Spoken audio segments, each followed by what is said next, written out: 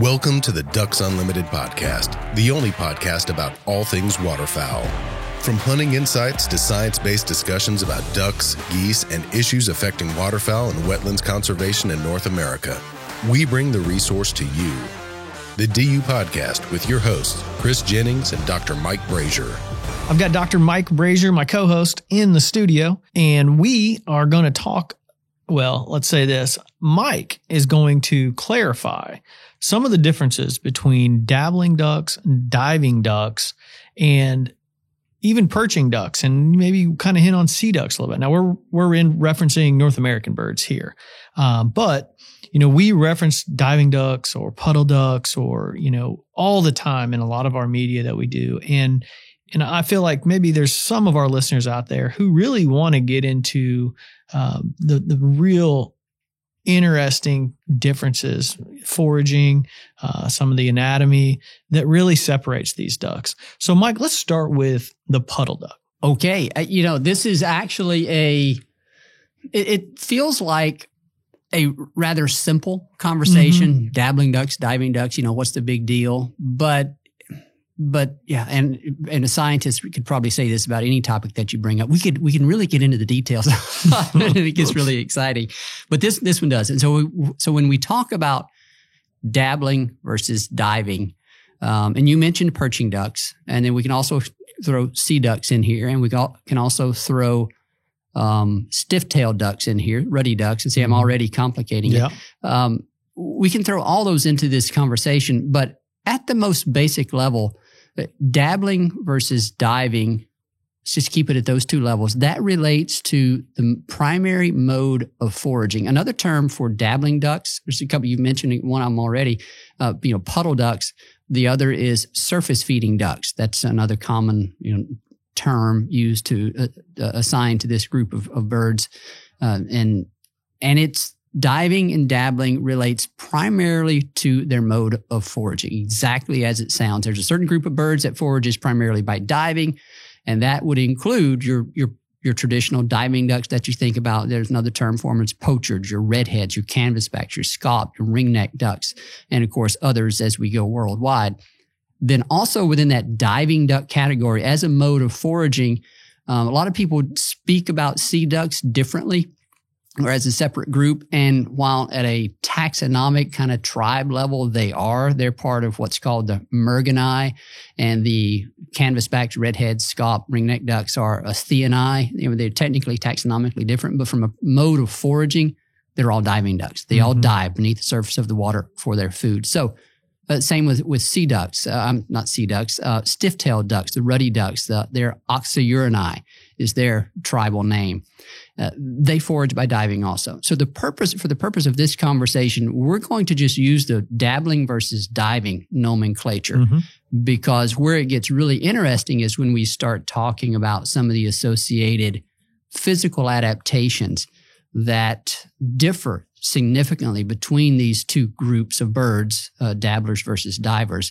And it does get really interesting. And then on the dabbling duck side, that's going to consist of your mallards, your gadwalls, your teal, all those kind of, even shovelers, we throw those in this same dabbling duck category.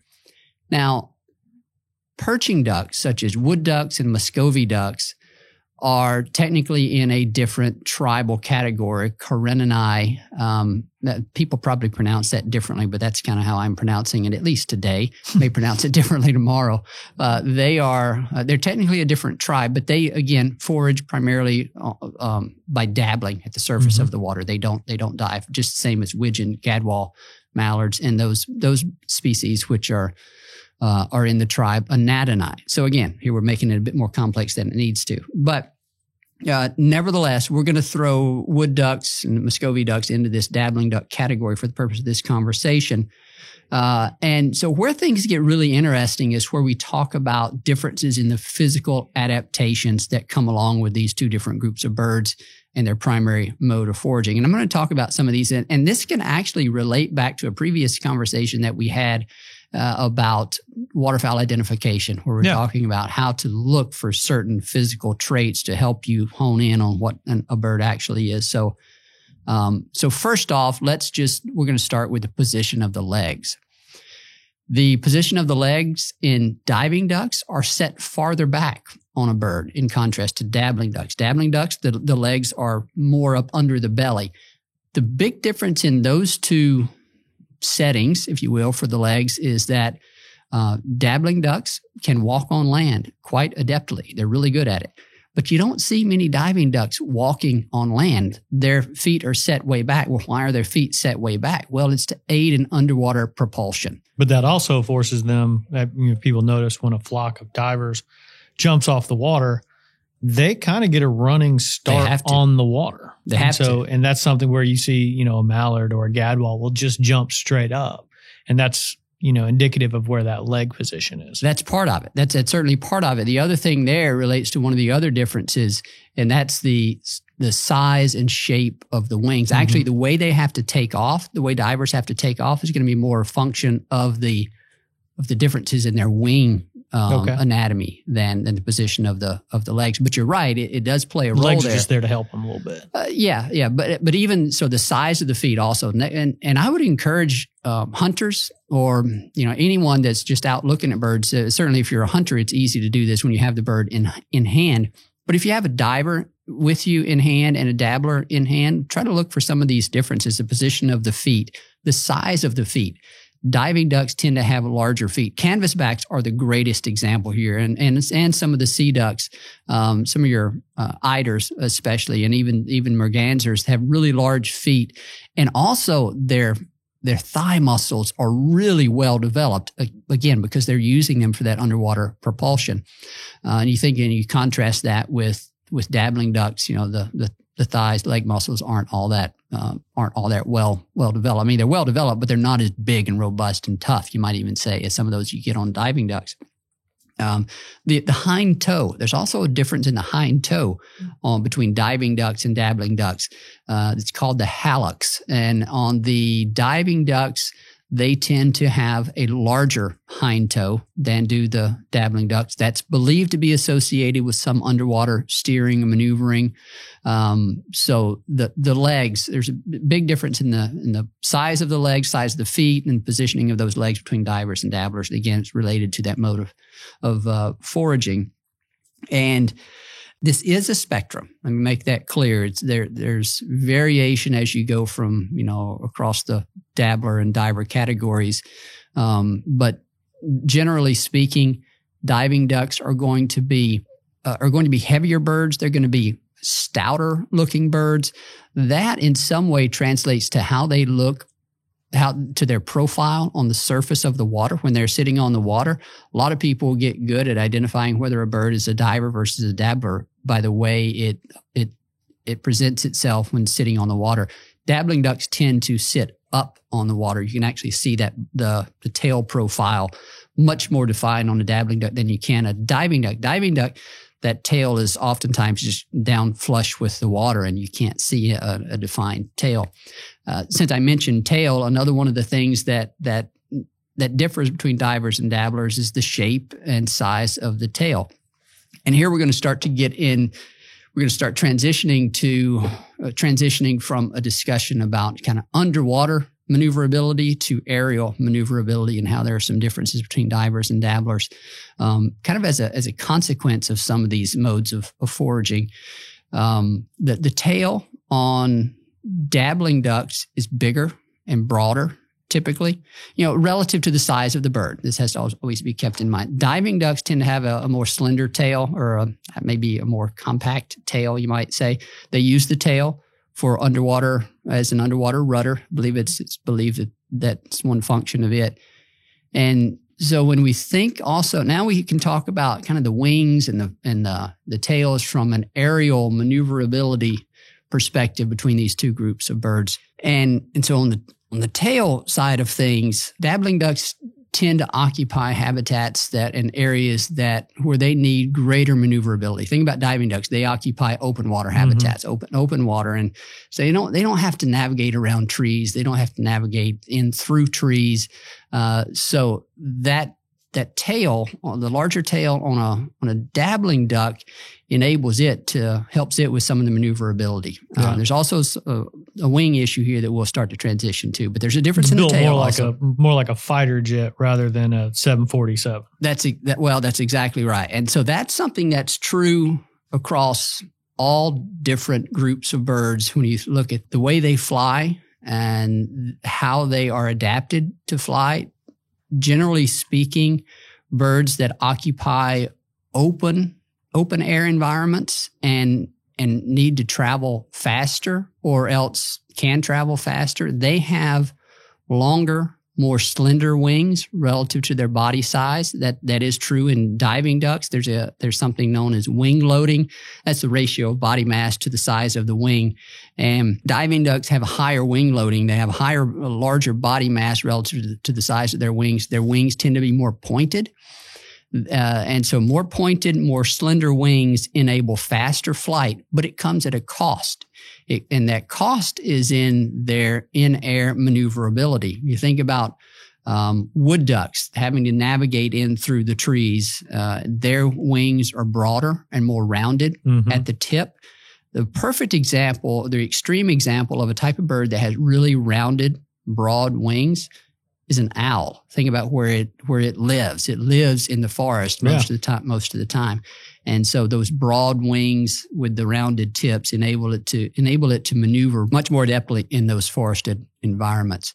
One thing that I wanted you to point out again, and you kind of touched on it briefly, this is a spectrum. Basing all of the separations of these different species and categorizing them into diving and dabbling doesn't mean that there's not differences within the dabbling ducks in the way that they forage. I mean, we were kind of talking off air about the way that, a shoveler is still a surface feeder, but it has a little bit different way that it forages in comparison to a green-winged teal. And I think that's something important for our audience to kind of recognize. Also, what are some of the ways that even though dabbling ducks are supposedly built for a little bit more acrobatic in some tighter spaces. I mean, there's no duck hunter out there that would say that a flock of ringnecks coming over your back shoulder at about 30 mile an hour with a 30 mile an hour wind behind them. I mean, that's some acrobatic display. Yep. So I don't want our audience to think that we're just saying the diving ducks. I basically am just trying to give some diving ducks a little bit of love. If you were to take a canvas back and compare its wing shape, wing size, wing structure to that of a ringneck duck, you're going to notice a big difference. A ringneck duck wing, boy, say that 6 times fast. Ringneck duck wing probably looks more similar to a dabbling duck wing than it does a canvasback wing or a common merganser. I had to pause. I had to catch myself there because hooded mergansers are going to occupy a lot of those wooded habitats. And although they're a sea duck by taxonomic classification, their wings are going to be more adapted to those wooded environments. And so you would see a typical, somewhat more rounded wing contour for them, certainly compared to a red-breasted merganser, a common merganser, or an eider. They're going to have really large, long, pointed wings. And so, yes, a ringneck duck is a great example of that variation even within these different groups. They are a species that does occupy a lot of those somewhat forested habitats on occasion. And so, yes, that's an absolute great point there. One of the other things that we started to touch on that I missed, so I need to go back, was talking about the liftoff characteristics of these different birds. And I mentioned how that relates to the different wing shapes. And so what happens there is you have, for these dabbling ducks, you have the larger, broader, relatively larger, broader wings compared to diving ducks, and that enables them to gain more lift. It would be great to have someone who is an expert in aerodynamics talk about this, because a lot of these same all these same concepts apply to aircraft. But these larger, broader wings enable the dabblers to achieve greater lift from a stationary position. Diving ducks have these relatively smaller, more pointed, less broad wings. They can't achieve that same lift from a stationary position. So that's why they have to get a running start to actually take off. And the fact that they have to get a running start, it kind of relates to where you find them. And this is where it gets really difficult for me, because I'm not an evolutionary ecologist, and you start thinking about these different traits. And the natural question is, well, what led to which? Why does which came first, the narrow wings or the smaller wings of a diving duck, or the foraging preferences of the diving ducks. And so there's an entire field on the evolution of wing characteristics, shapes, tail characteristics, feather characteristics as it relates to different selective pressures, basically, whether it be driven by the method of foraging or the habitats that they occupy. And it can actually get really fascinating. And so just sort of at the other extreme, when you think about the effect of the shape of a wing on a bird's ability to achieve lift, think about how big a great blue heron is. Yeah. How does it take off? It, from a stationary position, it kind of jumps and achieves incredible lift from a stationary position. It doesn't have to run. Contrast that with your sandhill cranes. I mean, they do typically have to get take a few steps. And so that's going to relate to some differences in the size of those wings and shape of those wings relative to the body size of those birds. And so then you start asking the question, well, why those differences? I'm not the person to answer, those questions. Talking about the shape of the wings and the aerodynamics and some of those differences, I just kind of looked up, a couple fun facts, which I think, you might even find interesting, that the fastest duck ever recorded was a red-breasted merganser, and the top airspeed on that was 100 mile per hour. He was being chased by an airplane, obviously. Yeah. But that's pretty cool. And that, those fall into that, well, I guess under the diving ducks, as we would say. Yeah, put that bird in a wooded environment and see what it does. Exactly. Right? It's going to have some tough, its wings are going to get busted up. But, a canvasback, they've been recorded at speeds of up to 72 miles per hour. And while they are much bigger duck, people assume that because of their size, they're a little slower. And I think this kind of plays into even hunters having a difficult time hitting these birds. These things are being clocked at 72 miles per hour, where, some of the top speeds of some of the puddle ducks, which are assumed to be the fastest duck, the top speeds of like blue-winged teal are like 30 miles per hour. Yeah. And that's probably cooking it for the blue-winged teal. But it's the shape of the wing, the way that they move through the air, the size of the target. Yeah. But all of that comes back to, the different variations, that whether it's, flight needs, foraging needs, the variations of diving and puddle ducks. Yeah. Yeah. And you mentioned earlier, we wanted to go down this other path, talking about differences in kind of bill structure within these groups. I've talked about how dabbling versus diving, those labels primarily relate to different modes of foraging, and that is true. But even when you look within those groups, look within dabbling ducks, there are degrees of specialization, and though in foraging, even at that surface level, at that dabbling level. And shovelers are a fantastic example. There are actually a couple of really good examples here. Shovelers are probably the best because they're a surface-feeding duck, dabbling duck, but they have this fine, very, very small lamellar spacing, which enables them to filter out these really small invertebrates. Widgeon and gadwall, they're more vegetarian specialists. They're still, and they can be in larger open bodies of water, but they're just going to forage at the surface, and their bills are kind of an intermediate structure. Actually, widgeon have a bill that's almost more like a goose and able to kind of clip the vegetation. And so then when you look in the category of divers, you can find this same level of variation. Mergansers are a great example. Sawbills, they have a serrated bill, enables them to catch and hang on to fish, their prey. Scoters, specialized bill for foraging on mollusks. And then canvasbacks are rather unique in the shape of their bill. They're one of the species that actually typically dives all the way down to the bottom of the wetland and roots around in the substrate, in the mud, for a tuber of some sorts. And so all of those differences are reflected in differences in their bill structure. So we didn't want people to assume that all divers forage the same on the same types of foods, and all dabblers forage on the same types of food. There are differences certainly within those categories. It's just these broad labels of dabblers versus divers is kind of what how we label their primary mode of foraging. Just speaking of foraging, I had one more little cool, duck fact that I had looked up. And years ago, a long-tailed duck was captured in a fishing net at a depth of 240 feet. So now you go back to that, the way that those legs are built is from, think of 240 feet down. I mean, that's pretty interesting. Yeah. Just to see how powerful and what great underwater, swimmers these ducks are. So some dabbling ducks will dive. Mm-hmm. Any hunter will tell you that they have seen a dabbling duck dive on them, especially if it's wounded and they're trying to get away. But you've also probably have seen that it's not very effective at diving deep for extended periods of time. Mm-hmm. Contrast that with a diving duck.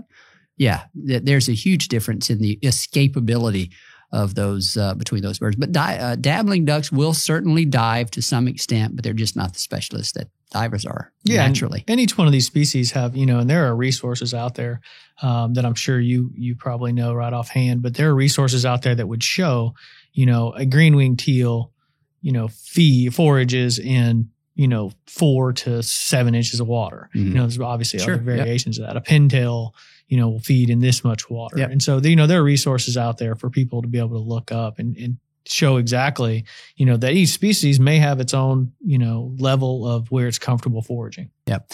And one thing that I'll leave folks with, I always try to bring in some other reference to other groups of birds, because I just think migratory birds are just fascinating in general. Waterfowl, of course, hold a very special place in our mm-hmm. hearts. We all know that.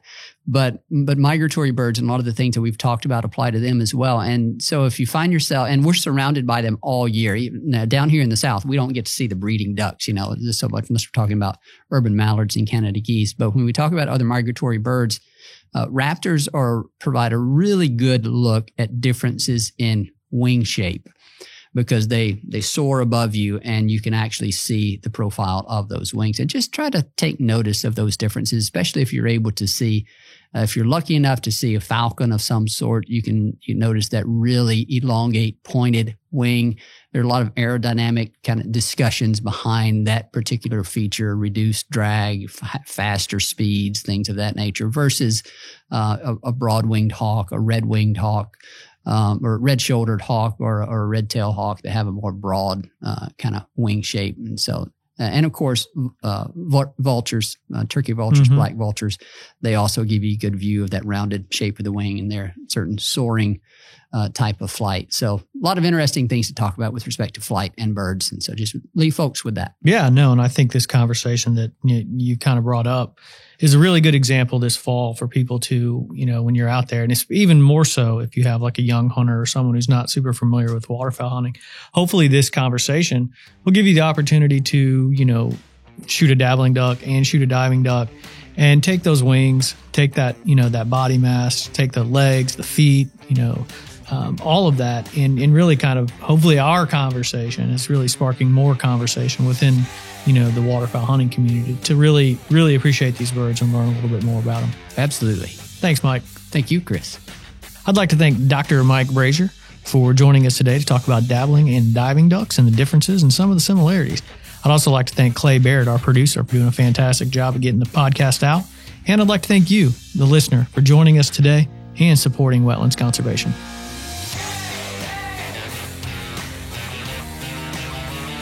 Thank you for listening to this episode of the DU Podcast. Be sure to rate, review, and subscribe to the show, and visit www.ducks.org/DU Podcast for resources based on today's topics, as well as access to more episodes. Opinions expressed by guests do not necessarily reflect those of Ducks Unlimited. Until next time, stay tuned to the Ducks.